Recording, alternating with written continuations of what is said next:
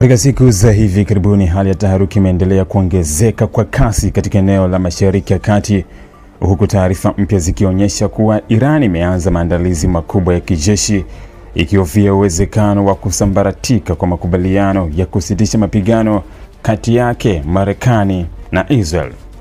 Kwa mujibu wa ripoti ya NBC News, vyanzo vya kiintelijensia vya Marekani vinaeleza kuwa Iran imeanza operesheni ya kimkakati ya kufukua na kurejesha silaha zake zilizokuwa zimefichwa chini ya ardhi au kufunikwa na vifusi wakati wa mashambulizi ya awali.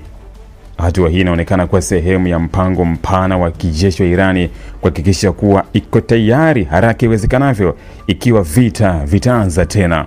Kwa mujibu wa afisa mmoja wa Marekani ambaye hakutajwa jina, pamoja na vyanzo viwili vingine vilivyo karibu na taarifa hizo, Iran inaamini kuwa muda wa amani unaweza kumalizika, hivyo inajizatiti kurejesha uwezo wake wa kushambulia kwa kasi bila kuchelewa. Taarifa hizo zinaongeza kuwa Marekani imefanya tathmini kuwa Iran inalenga kuwa na uwezo wa kuanzisha upya mashambulizi ya kutumia makombora na ndege zisizo na rubani ndani ya muda mfupi sana pindi tu mapigano yatakaporejea. Hii inaashiria kuwa licha ya makubaliano ya kusitisha mapigano, pande zote bado zinaendelea kujiandaa kwa hali mbaya zaidi, jambo ambalo linaibua hofu ya kurejea kwa vita zaidi katika eneo hilo nyeti.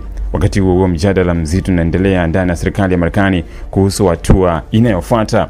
Rais wa Marekani Donald John Trump anaripotiwa kupokea taarifa za kina kutoka kwa maafisa wa juu wa kijeshi kuhusu chaguzi mbalimbali za kijeshi zinazoweza kuchukuliwa dhidi ya Irani. Ripoti zinaeleza kuwa ndani ya siku chache zijazo, Trump anatarajiwa kufanya maamuzi muhimu ambayo yanaweza kubadilisha mwelekeo wa mgogoro huo, iwe ni kuendelea na shinikizo la kidiplomasia au kuidhinisha hatua mpya za kijeshi. Uamuzi huu unakuja katika kipindi ambacho Israel pia imeongeza tahadhari yake ya kiusalama, ikihofia uwezekano wa mashambulizi mapya kutoka Irani au makundi yanayoungwa mkono katika ukanda huo.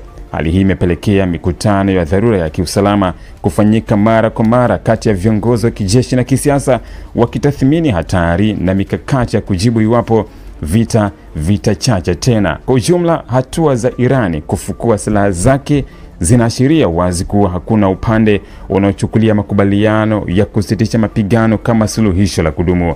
Badala yake zinaonekana kuwa ni pumziko la muda tu katika mgogoro mpana zaidi unaohusisha maslahi ya kimkakati, ushawishi wa kikanda na mvutano wa muda mrefu kati ya Irani, Marekani na washirika wake. Kadri siku zinavyosonga mbele, macho ya dunia yanaelekezwa kwa uamuzi wa Washington ambao unaweza ama kupunguza mvutano au kuchochea zaidi na kusababisha mzunguko mpana wa vita. Ili kuwa mwanafamilia bora wa Global TV, usisahau kusubscribe, like, kushare na kucomment. Baada ya kusubscribe, bonyeza alama ya kengele ili kupata taarifa kwa kila video inayopanda Global TV Online.